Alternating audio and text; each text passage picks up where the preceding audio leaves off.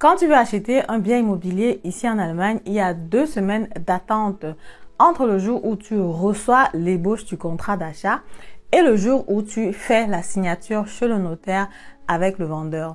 Pourquoi est-ce qu'il y a ces 2 semaines d'attente-là? Est-ce que c'est possible de contourner ces 2 semaines d'attente? Ces 2 semaines d'attente ont été prévues par qui et pourquoi est-ce qu'elles ont été instaurées? Je t'en parle dans cette vidéo, comme d'habitude, après le générique.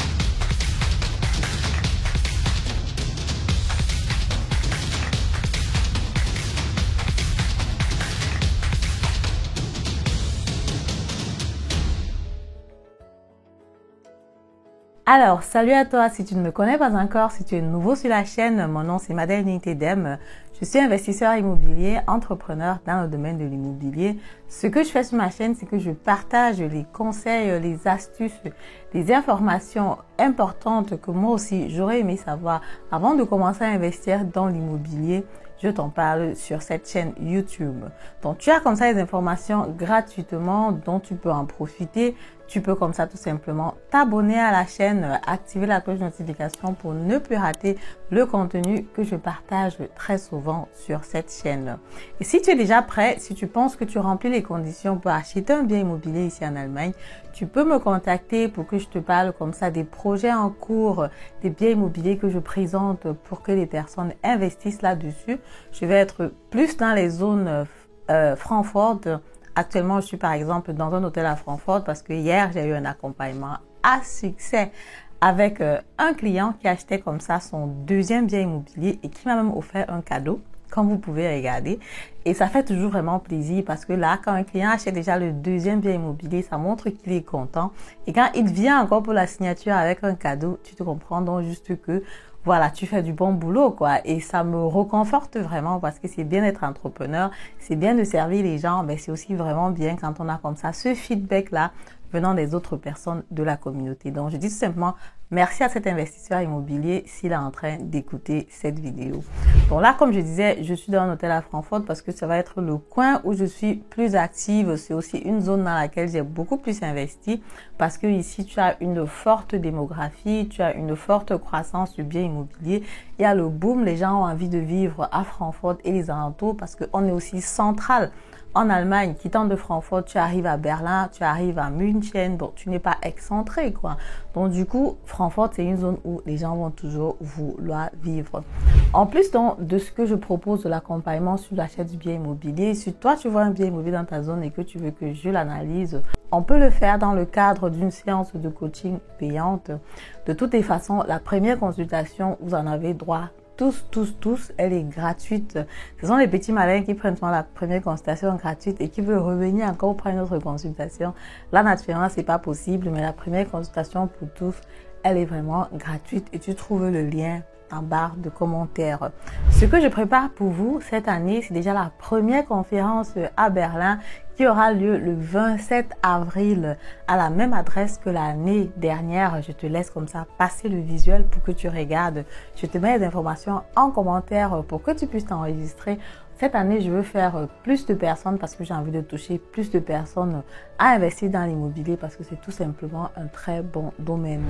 L'année passée, les personnes qui ont assisté, j'ai eu 80% de personnes qui ont investi dans l'immobilier. C'est donc tout simplement génial.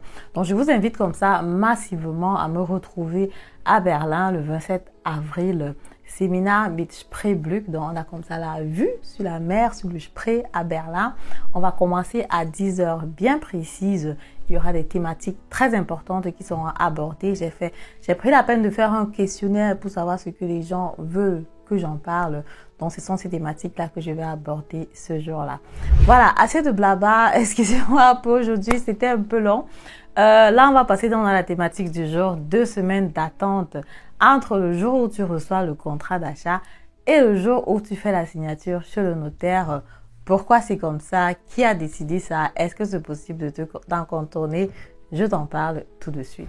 Alors, pourquoi 2 semaines d'attente entre le jour où tu reçois l'ébauche du contrat d'achat et le jour donc de la signature effective chez le notaire?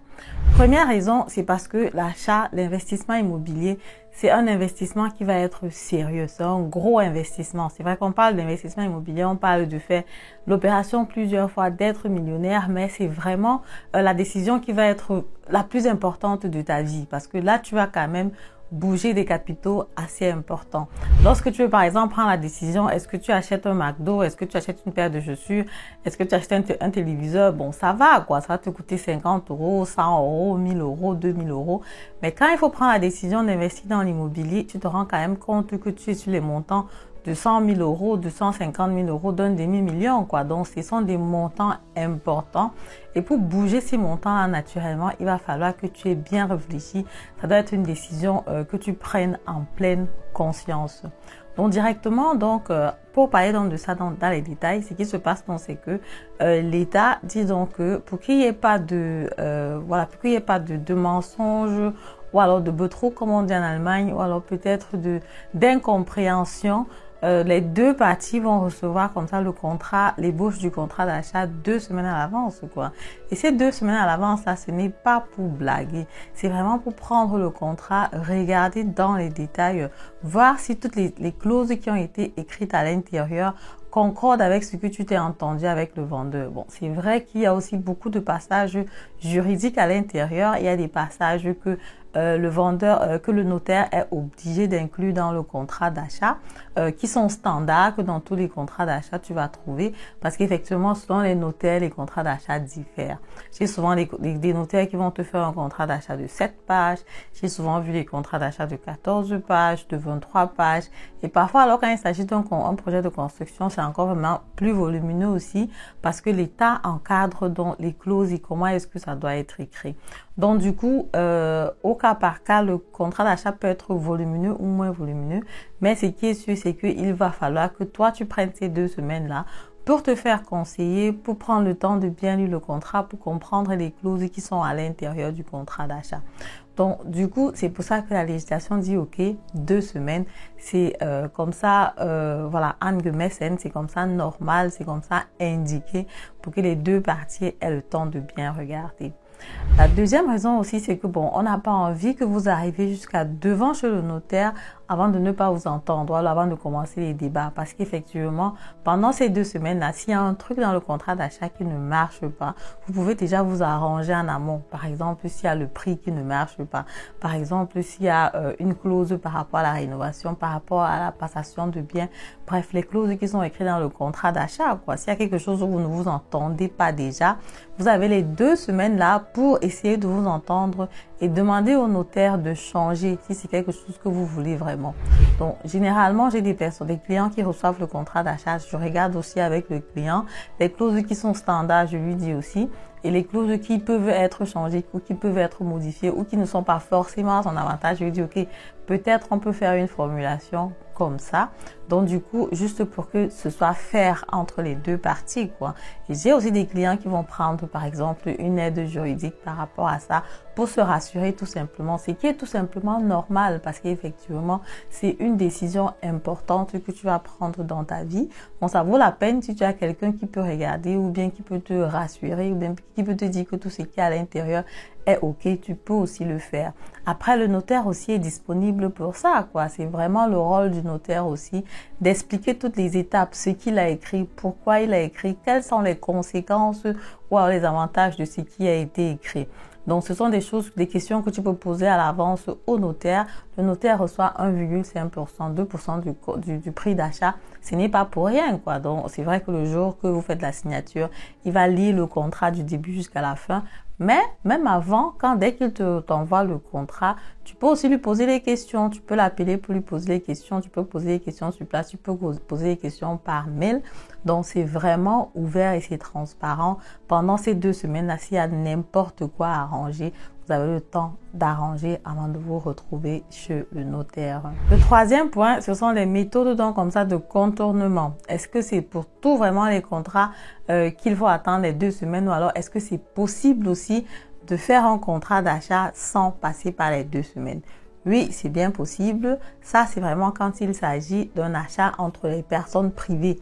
Quand il s'agit des personnes privées, elles peuvent décider comme elles veulent. Donc, si par exemple, moi, en tant que personne privée, je décide d'acheter un bien immobilier à toi en tant que personne privée, on n'est plus obligé d'attendre ces 2 semaines.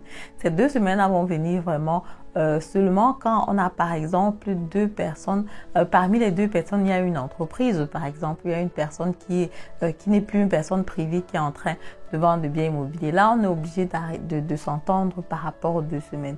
Mais dans le cas contraire, si c'est 2 personnes privées, vous pouvez vous entendre comme ça pour acheter le bien immobilier. Voilà, la signature entre le jour où vous recevez le contrat et le jour où on fait la signature, ça peut être 1 semaine aussi si vous êtes pressé, quoi. Il suffit juste que vous entendez l'acheteur et le vendeur. Mais moi-même, dans le cadre des investissements privés que j'ai souvent eu à faire, donc quand j'achetais un bien immobilier à une personne privée, c'était presque standard. Donc généralement, c'était toujours vraiment 2 semaines pour donner le temps à chaque partie de regarder le contrat d'achat, de lire concrètement et de pouvoir donc signer le jour de l'acquisition en toute sérénité. Voilà, c'est donc comme ça ce que je voulais partager avec vous dans cette vidéo. Il est donc important de comprendre que quand tu veux faire une acquisition sur l'achat du bien immobilier, que tu vas donc recevoir l'ébauche du contrat 2 semaines avant le jour de la signature du contrat. Et pendant ces 2 semaines-là, tu dois vraiment prendre le temps de regarder le contrat d'achat dans les détails. Et quand tu as fini de regarder le contrat d'achat, tu peux aussi prendre un conseil, comme je disais. Tu peux aussi demander au notaire, poser des questions sur les thématiques que tu trouves bizarres ou alors que tu ne comprends pas. Les thématiques sont souvent fortement juridiques parce qu'il y a des paragraphes du BGB, des trucs qui sont standards. Maintenant, tu peux poser la question au notaire pour qu'il t'explique en allemand facile, comme on dit souvent, parce que parfois, tu veux ajouter une clause dans le contrat d'achat qui est même avantageuse pour l'acheteur, mais la formulation du notaire va toujours être différente, quoi. Mais c'est quelque chose que tu peux discuter avec le notaire en amont et le vendeur. Là, ce jour-là, tu es sûr que tout se passe bien et tu peux signer ton contrat d'achat en toute sérénité.